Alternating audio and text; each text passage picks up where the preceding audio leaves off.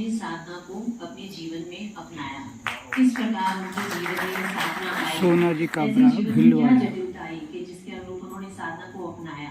आइए उन्हीं के मुख से सुनते हैं। 12 में हुई और इसका पता भी हमें चला और हमने ऑपरेट करा दिया, पर उसके डेट से 2 साल बाद मुझे इस संस्था के बारे में पता पड़ा, जो कि मेरे मामी जी ने बताया मुझे, और उनके चित्तौड़ में लगा था 1 डे शिविर।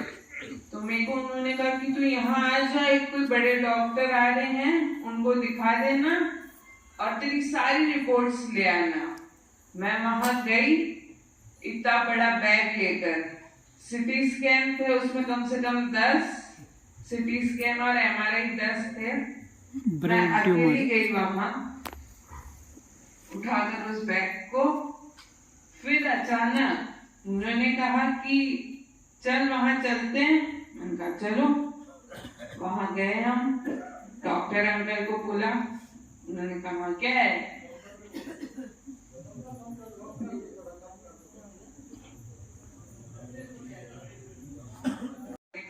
ठीक है चलो चलते हैं। फिर मैं गई, सुना मैंने डॉक्टर अंकल को अच्छे से। 1 दिन का कैंप था, मेरे तो अच्छे से बैठ गई बात दिमाग में कि अब से दूध तो पीना ही नहीं है बिल्कुल। मैंने कहा पर मम्मी पापा को कौन समझाएगा ये। इस बात से आज तक मैंने दूध को एक आध बार कभी हाथ लगाया होगा, वरना दूध का काम नहीं अपने।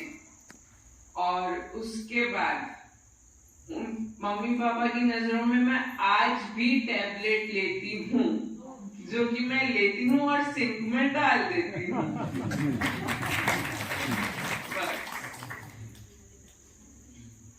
और कितनी तकलीफें है।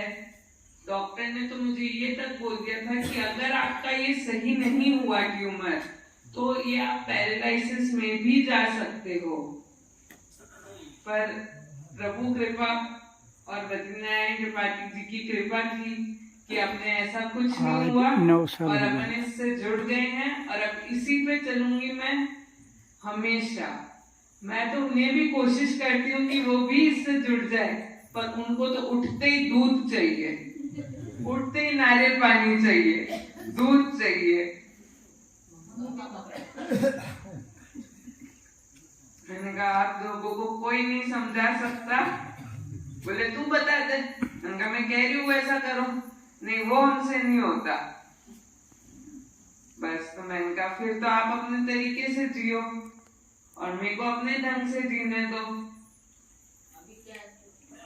अभी ट्यूमर तो लगभग गल चुका है, थोड़ा बहुत होगा तो होगा, वरना पता नहीं। टेस्ट मैंने पिछले साल कराया था। हाँ फर्क था। डाइट क्या ले रही हो? डाइट उपवास मेरे चल रहे हैं, ये 5 अगस्त से मैंने स्टार्ट किए थे, तो मैं ओनली जूस पर थी तो वो चले मेरे 39 डेज।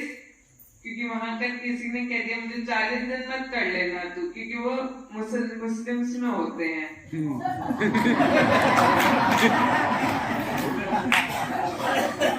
तो मैंने कहा भाई ठीक है, मैं 39 डेज करती हूँ, फिर छोड़ दूंगी। बोले हाँ ठीक है। बोले ठीक है। वो कहने थे मुझे, पर फिर वो भिलवाड़ा में भी कैंप लग रहा था, तो उन्होंने कहा ये 39 डेज कर लो, फिर इसको तुम छोड़ देना। और फिर वो जो चला सूप का चला 2-4 दिन का, वो कर कुरा के मैंने फिर वापस कच्चे पर आ गई, जो अभी तक मैं कच्चे पर ही थी। 5 अगस्त से तो जूस पर थी, वो चला मेरे 12 सितंबर तक।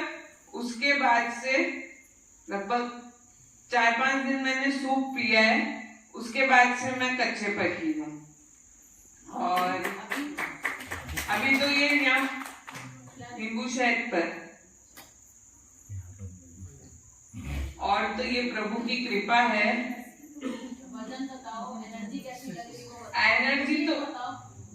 एनर्जी तो मुझे बहुत लग रही है अभी। और वजन मेरा 10 किलो कम हो गया है।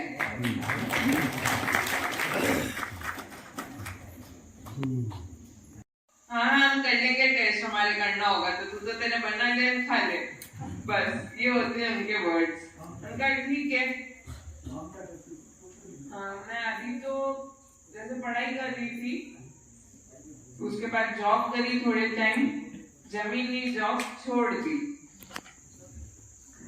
बस अब देखो आगे क्या कृपा होती है प्रभु की।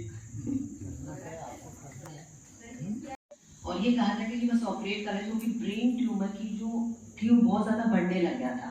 आज स्थिति ये है, जब उन्होंने 1 साल पहले भी जब टेस्ट कराया था तो वो जिस गति से बढ़ रहा था वो गांठ घटने लग गई है।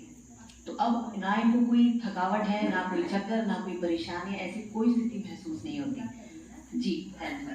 तो डॉक्टर साहब के सानिध्य में रहकर मतलब तब से इनका ये चल रहा है। और मतलब बस आज से 1 साल पहले मैंने देखा, मतलब बहुत